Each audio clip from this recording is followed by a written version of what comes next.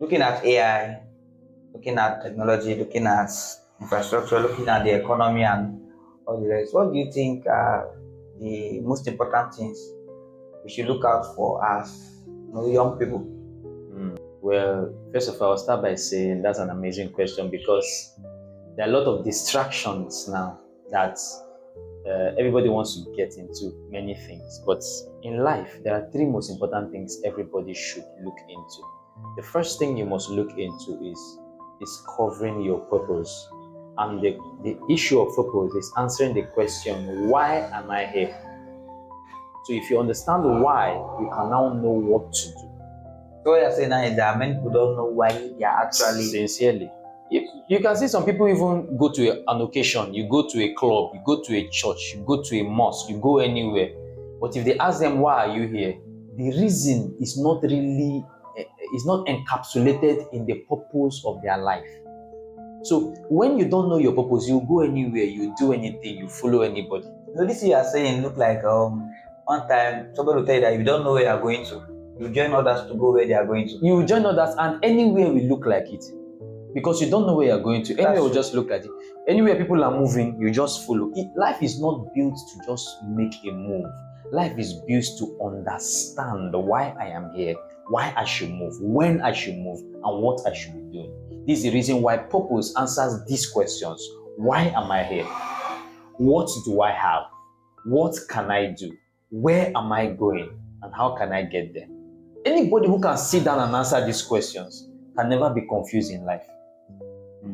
Because purpose summarizes everything you are doing. The kind of job you will do, the places you will go, the church you will attend.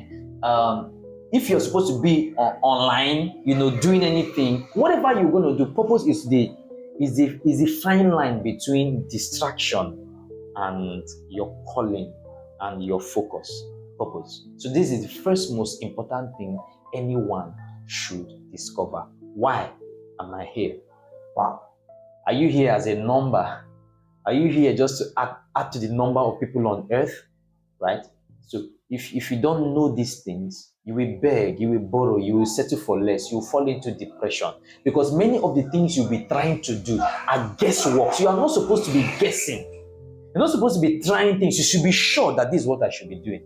Sometimes some persons will be like, trial and error. Like you just have, especially as a young person, you just have to try so many things and then be able to detect what works as time goes on. It's okay to do trial and error, but not with your life. You can't be trying 5 years or 10 years to do trial and error with your life. You don't have so much time. You don't have that. You can't afford that kind of time. You can't be doing trial and error. You need to get it. And do you know, the first place where you need to begin to discover your purpose is from your home. Your parents are the one who should begin to see it, because right from when you were little, they'll begin to see traces of where this child is going to. What you say, what you do, how you move, how you respond to what others respond to. Begin to show them, this child, put him in this kind of school, put him to develop, because you are exposing your potentials to them by what you say, what you do, how you respond to things. So what you're not saying now is that like the family is the first. They actually have a role to play in this purpose. Yes, discovery. Okay. That's the foundation. If the family misses it, the next place is school. Okay. That's why when people get into school, they begin to become something even without knowing. They begin to navigate towards what draws them. And I pray that what is drawing you is not for trend, it's not for emotion, but it's for purpose. I know some persons that, when they finally gained admission, they were happy because the things they wanted to do, what they see themselves doing, the parents were not allowing them to go that way. So when they entered school, they were like, there was this freedom they had to explore. Yeah. So that means if the family failed to help, it means school and your determination also matters. Yes. Now, let me put a balance to this, because when I talk about discovering purpose, it looks like you should find everything right before you move. That's not true. Okay. You must know, have a glimpse. That's what I'm saying. Purpose unveils itself to you, but you have to be doing something that, when you step into a place, you will know whether you're supposed to be here or not. Purpose is the one telling you that. That's true. When you go to buy a certain kind of dress, purpose will be telling you the one that you should take and the one you should not. Purpose has been informing you right from the start. It boils down to your choices of things. There are colors you like. This thing you are saying now, one army officer once told me that whenever you want to go to the market, especially to get a particular thing, that one of the things he does is that he'll go and withdraw the money for that stuff, and then he will drop his phone, drop everything behind. Because sometimes when he gets to the market, he knows what he wants to get, but the Distractions. the owner of the shop will be like, this one, is better. this one, and he may end up not getting what he wanted, what he planned to buy from the beginning.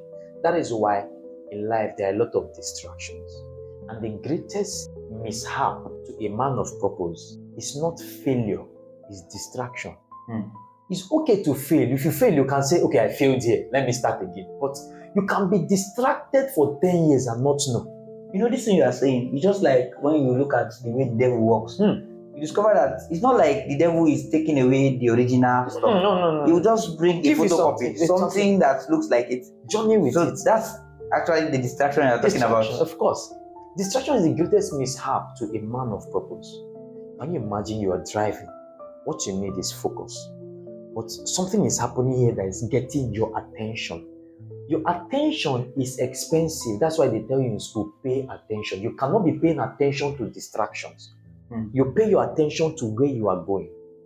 Because a slight move towards where the distraction is can hit you on an accident. And an accident is so fatal that it stops where you are going, it delays you. In fact, it can take you back to somewhere and you'll be bedridden. Some people are bedridden in life because of one mistake, one error brought by distractions. There are many kinds of distractions. One is relational or relationship distraction. As a young person, there is a stage in your life where you don't need a boyfriend or a girlfriend. That's true. Yeah. If you want to go into distraction now, that can derail somebody from purpose. There's a stage in life where you don't need certain people who are not going where you are going. That when you get there, you say, okay, see, I've come to this point in my life. I can't be joking now. You tell yourself the truth. I can't be joking now. There are things I shouldn't be doing now. There are things I should be doing now. And then it's an awakening. And you are blessed if you get that awakening as a teenager. So what you're not saying is this, like a man of purpose should know how to separate himself from certain things. Yes. Like you are separating yourself onto and separating yourself from. Exactly. So you have to separate yourself from something so that you can gain focus to something.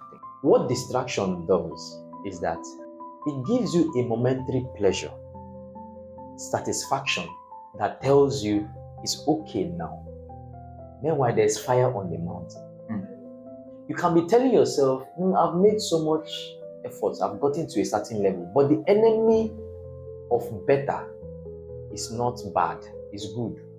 So people settle for good, whereas where they're supposed to get to is better. What you're saying, I told somebody one time, I said, somebody like Joseph, you discover that, imagine he was like the head of those, they were together. So he, being as the head, you feel like everything is okay. Meanwhile, what God planned for him was to become prime minister. So somebody can actually be comfortable with the distractions and everything around. Meanwhile, there's something that life is in stages and in process. You don't settle in the process, you settle in the destination. People settle for process. And process can give you momentary, because a process is a victory over the previous. So people settle for that victory and think this is the promised land. It is not.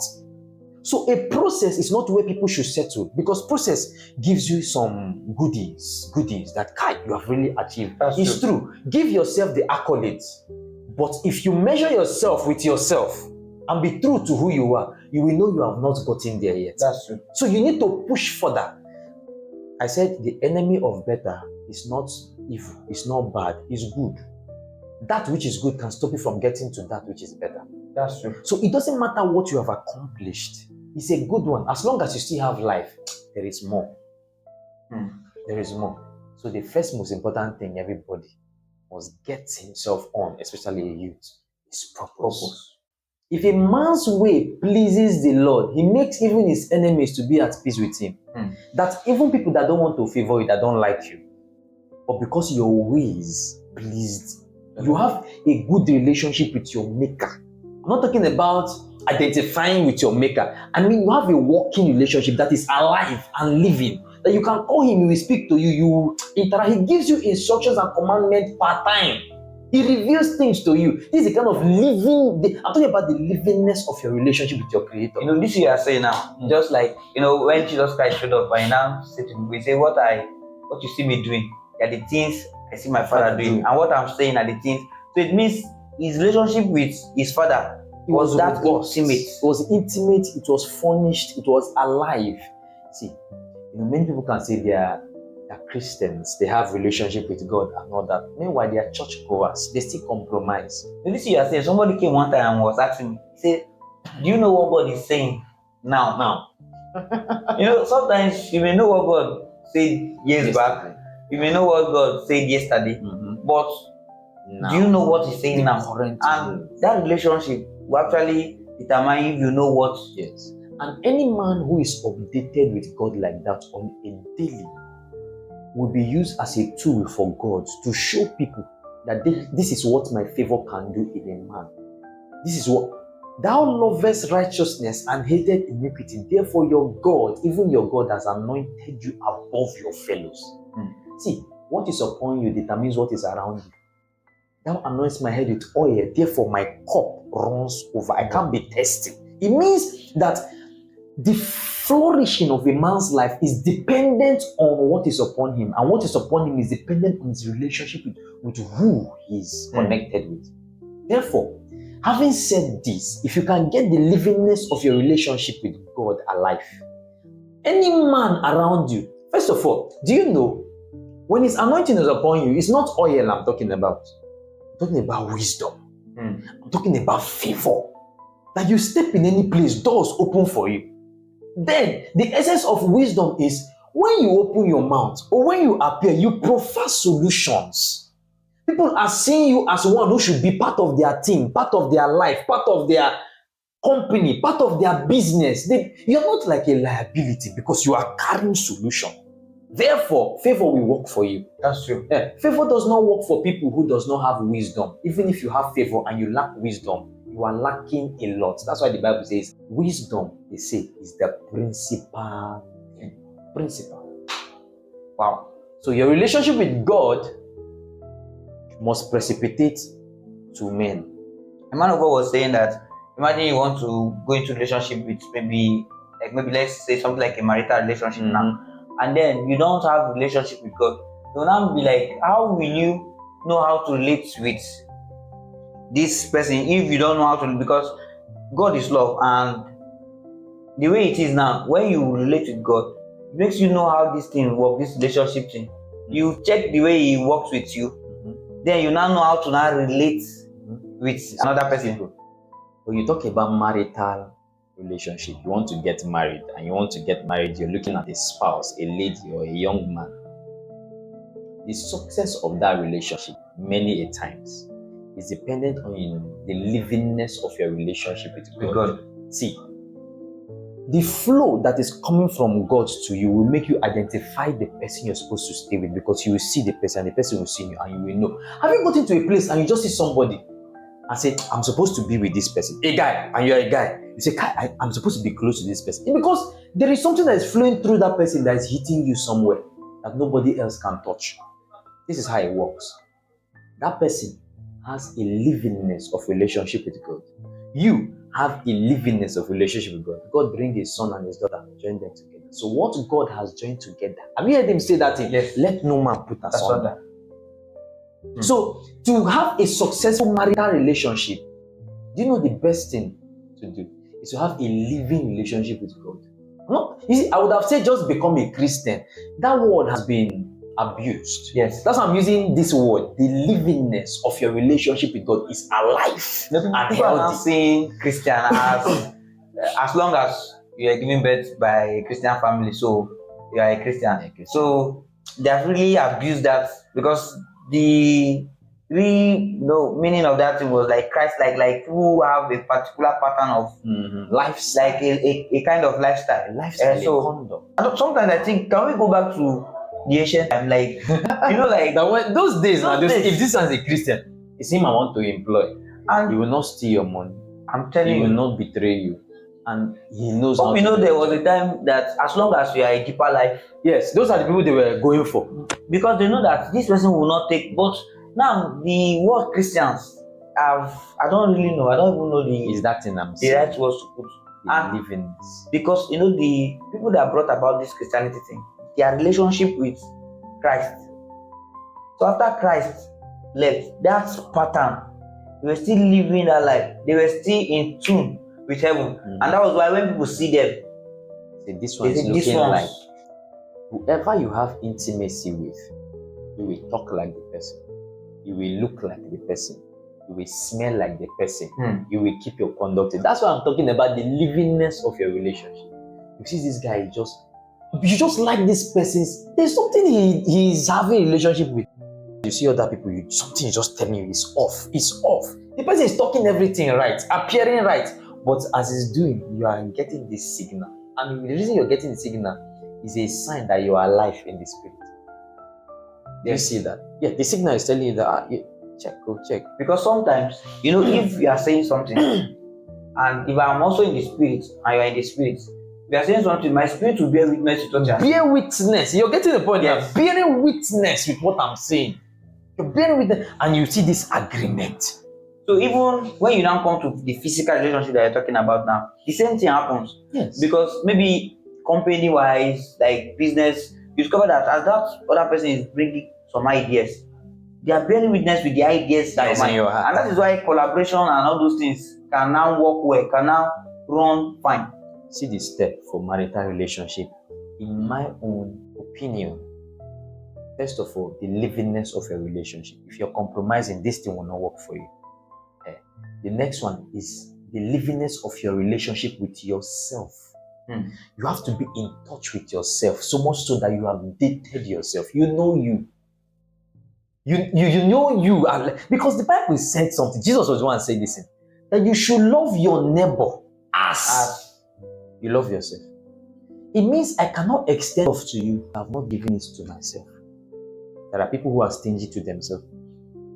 I know this thing because some persons feel like maybe when they get salary, sometimes looking at family responsibility, looking at so many things, and they don't know that even them loving themselves, like sometimes they are like, okay, let me treat myself to something, let me treat myself to this. It's also the will of, like, it's something that please God too. You take care of yourself. Some people have never taken themselves out. Like you go to a you say, oh, why would I do that? But once in a while, maybe once in a month, you just take yourself out for a treat, sit down and order those things. Let them serve you. You sit down and then you're taking it. Stand up from there. Once you're done, you pay. There is something to do.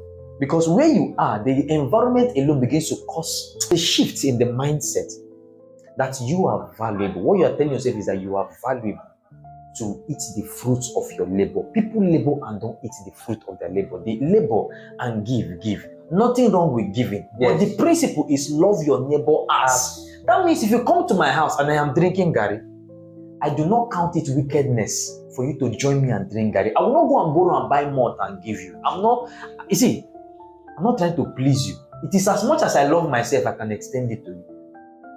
There's nothing wrong in buying anybody more, but I have not drank much. You came into my house and I'm drinking Gary. Join me and drink the Gary. This is the level I am now. Don't put yourself outside to prove. You're not proving any point to anybody with your life. After the person have finished and gone, what's next? Now you see the person you borrowed the money from, you are dodging. What you should have avoided. One time like that, I sat somewhere and I was just taking pure water. So the person was like, want to buy me a drink? I was like, are you taking pure water? I'm taking pure water. I should buy you a drink. So you are supposed to ask, I told the person, if you need water, I can offer you water. But because that's what I have now. But if you are saying drink, I'm not actually taking. You see this thing you said? It is this kind of behavior that people emotionally blackmail people into debt. And buy for me, and they do it in public so that they will make sure you cannot say no. Yes. So you go and do things out of your way. See, a lady met me one time when I was in the university. I came there to buy something. So as I was buying, she said, Pastor, you're going to buy for me. You buy this for me.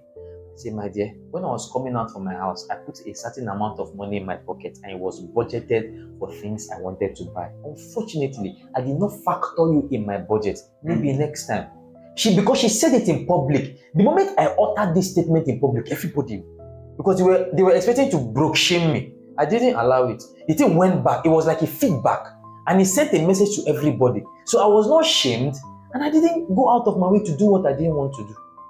Do you get the point? So people need to understand that loving yourself is as important as loving other people. So people have not bought themselves clothes, shoes, bags, whatever, but they can buy and give to people. The principle is not to love people more than yourself. The principle is as, not more, not less. As, to the degree to which you love yourself. So if I've not seen it good to buy myself a new clothes and you are looking for a new clothes, my dear, we'll wait till when it's time to get a new clothes. We'll all get it. So we don't need to put ourselves under any pressure. It is this kind of thing that makes you now have enough to save. You calculate yourself. I want to save. This is where I'm going with my finances. Then when a spouse comes, they meet you with that kind of discipline because children will be part of that union. Are you aware? Yes. And if you don't have this kind of mentality of planning, cutting excesses, do you know that there are sometimes even what you need, you deny yourself it because of something of greater good? It's called sacrifice. Somebody went to the supermarket to get something. Reaching to the department where you pay the counter. So he gave the ATM card and he wasn't having sufficient fund. Wow. So instead of this person to humble himself and then remove some excesses and buy what your money can take, he started screaming and making feeling like embarrassed. How will I now go and be returning this thing? What will people say? People will be like, people are like, I don't know where you get that kind of thing. So because of the people now, he's like, you want to get that thing by all means. Meanwhile, you don't have money, sufficient fund. You can imagine. Meanwhile, some persons will just look from what they have selected. They know the ones that are not actually necessary. So they will select those things and buy what they are able to afford.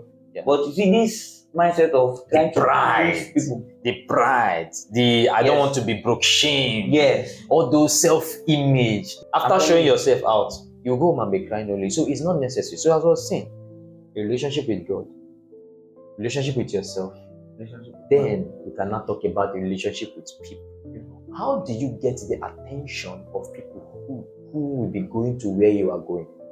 There are people that will come to your life to help you get to where you want to go at every stage. Yes. And not everybody will follow you to the next stage. You need to also understand this sensitivity. There are people you need to drop.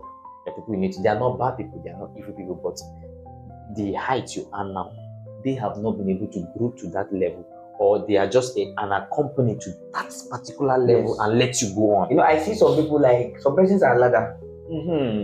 So they may not necessarily climb with you, but they are there to help you climb up. Yeah. Exactly.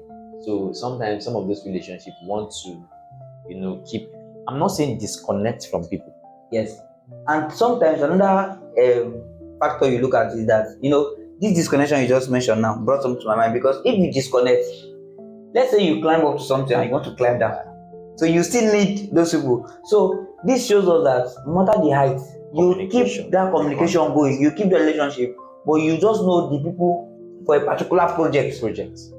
Because somebody met me one time and the person was like, he was so depressed and decided to delete all the contact of, because he will call this one is not replying, this one is doing this one is not. So he emptied his contact. Yes, he emptied his contact. And then I was like, you call them, what was your conversation with them? Sometimes those people you are chasing away or you are trying to delete them, maybe because of one or two issues, whether they called you to ask you for money or you are the one that asked them for money, sometimes they may climb up to something or to a place and you need them.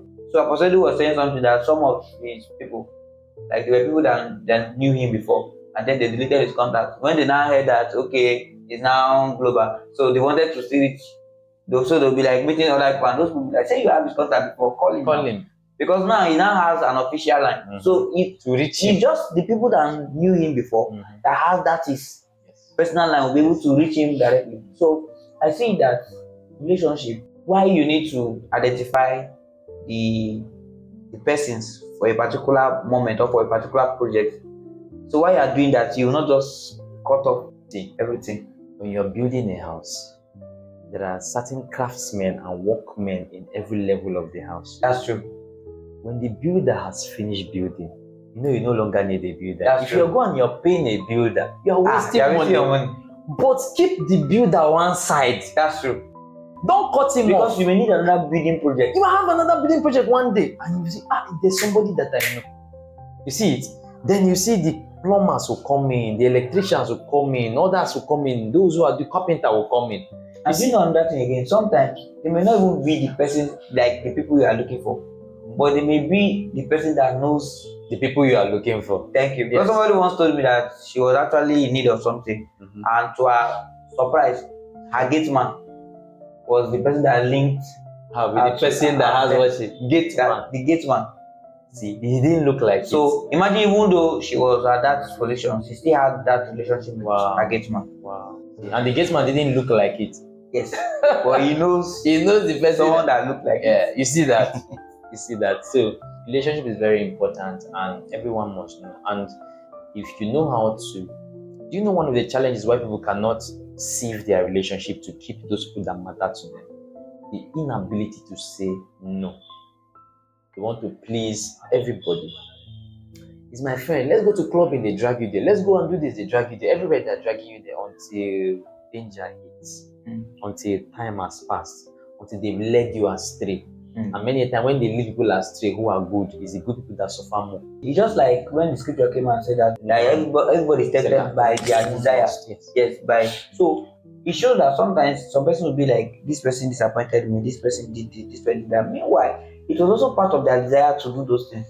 Because if somebody come and say, put your hand in maybe inside a fire, will you put your hand there because you know the danger? You see? But sometimes you are saying this person led me, or it's the devil. The blame. Meanwhile, those things is out of their desires most time. There are people that can do things and get away with it, but you see your own life. If you do that thing, you can be stuck in it for years. I see that according to life, they say to whom much is given, much is expected. I see that will be the reason why some persons will do certain things and get away. Because imagine that you have a son and you have deposited a lot, and then the son misbehaves. The way you treat that son or the way you react will be different from the one you didn't do anything. Invest anything. Yes. So some persons, let's say God will be seeing them as babes, they are coming up. Meanwhile, you that has invested so much, lives are tied to you, generations are tied to you. When you misbehave, you now see that God, the repercussion, He allow the repercussion to hit you very hard. But that is mercy. He's trying to redeem you. Yes. Because that is the judgment. He will forgive you.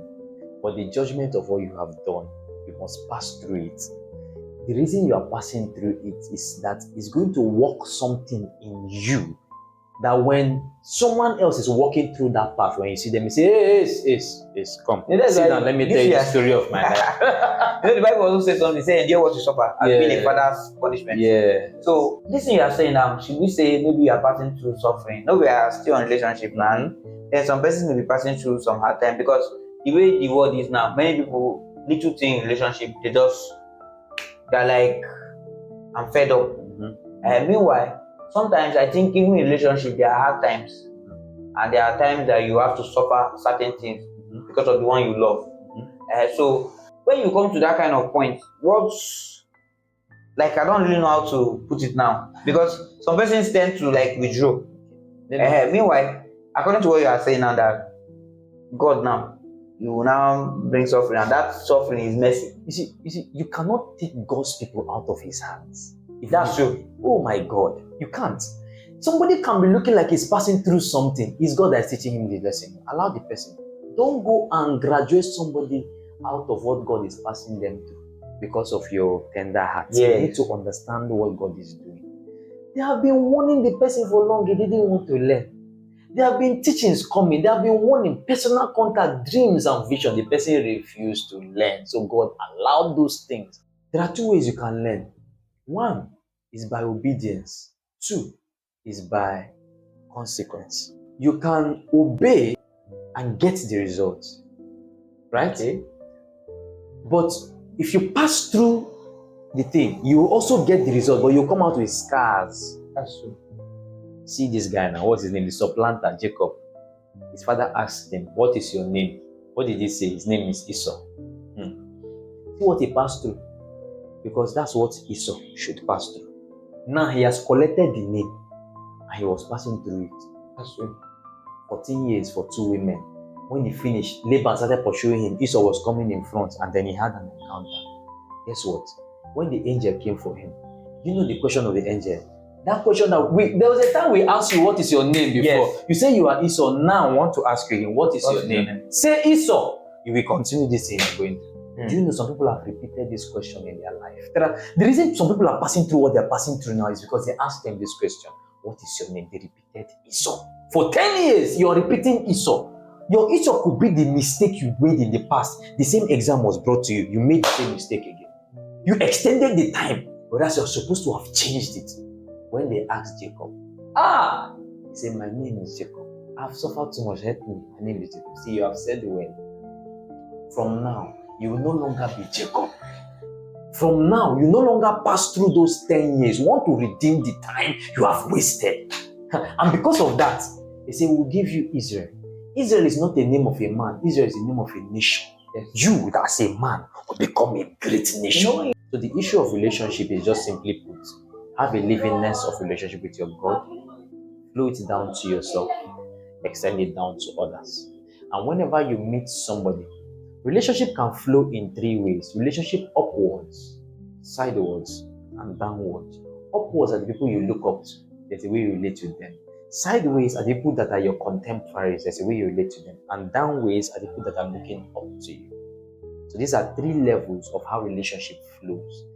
There is people you are looking up to. You don't go barging into them. You don't go asking them for money. When you appear before them, come with a gift. Always present value to these people. Because rich people, wealthy people, people that have achieved a lot, many people don't give them gifts.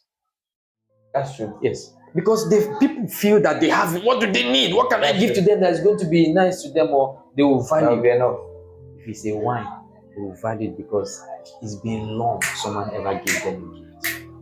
You've not had somebody, no matter how cheap the wine is, if you bring it, the gesture is something else to them. What they are looking at is a gesture that you can think about me. Once upon a time, I was in school. So my class teacher was teaching at the university. So the lecturer was lecturing.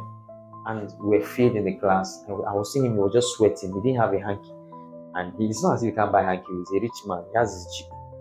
A young guy. He was sweating and all that. And I watched it. I went outside. Bought cold water, bottled water, with white handkerchief. I took excuse from him and went. I didn't tell him what I was going to do. When I bought it, I came and gave it to him. He paused. Immediately opened the water, drank it, used the handkerchief, wiped his face. After the class, he called me, asked for my matric number. I did not fail his course, though I knew his course. But you see, his B's, A's, that's what I was getting in his course.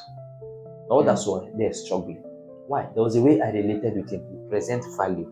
That's right. There are things these big people don't have that you think that they have.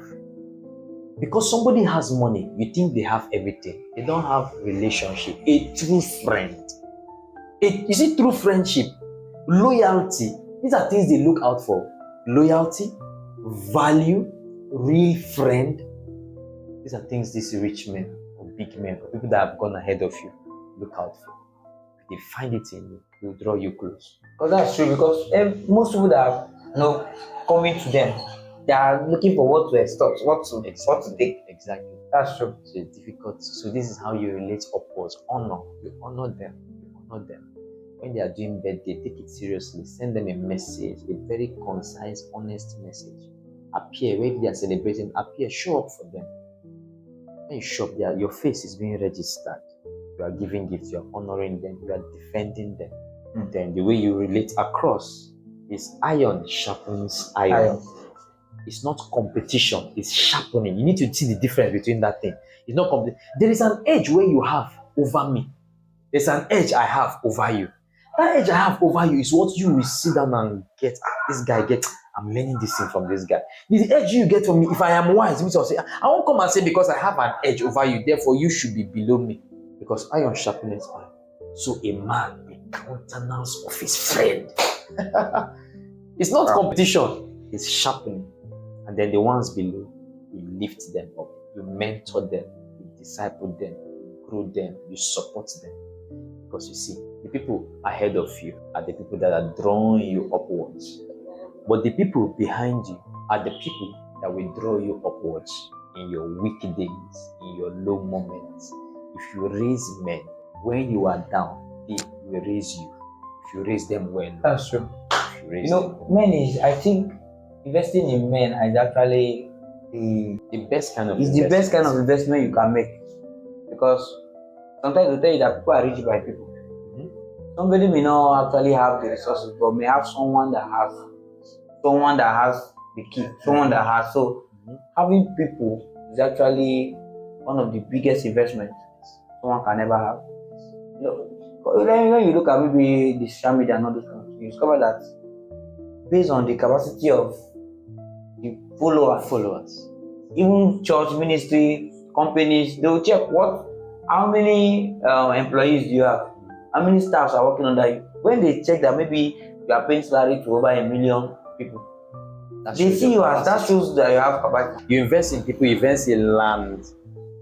These are good investment that will last you your lifetime.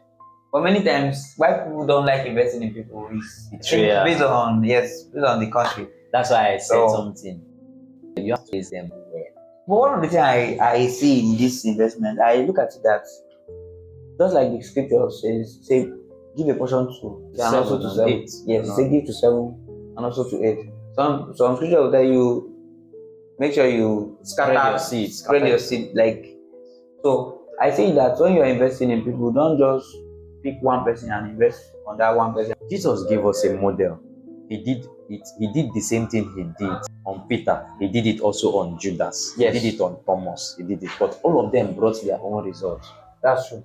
You don't know who is You going don't to. know. But everybody you are raising, just know in your mind there must be a Judas, yet there must be a Peter.